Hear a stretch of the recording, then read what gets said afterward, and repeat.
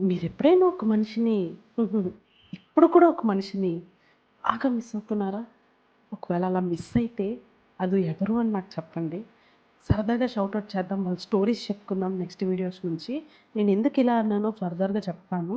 So, welcome back to my channel ఉషాతో ముచ్చట్లు.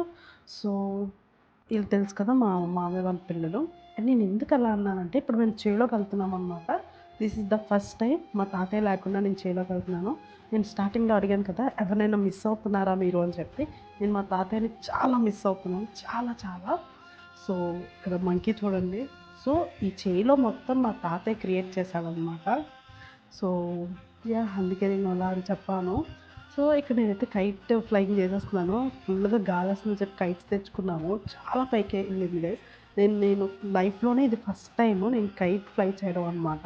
ఎంత పైకెళ్ళిందో చూడండి. చాలా అంటే యాక్చువల్లీ అది మా మామయ్య టేక్ ఆఫ్ చేసి ఇచ్చారు. ఇచ్చిన తర్వాత నేను ఫ్లై చేశా అనమాట. అండ్ ఆ తర్వాత ఫిషింగ్ చేయడానికొచ్చాము. కానీ పడలేదు ఆ ఫిషెస్. మా మమ్మీతో జోకులేస్తున్నాననమాట. అండ్ దిస్ ఈస్ ద ఆహ్, చెరువు. మంచిగా చేపలు పడతాయనుకున్నాం. కానీ పడలేదు.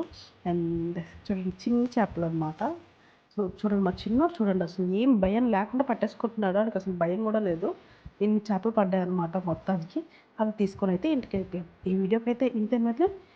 ఈ వీడియో మీకు నచ్చిందని అనుకుంటున్నాను. ఒకవేళ నచ్చితే please do like, share and subscribe to my channel.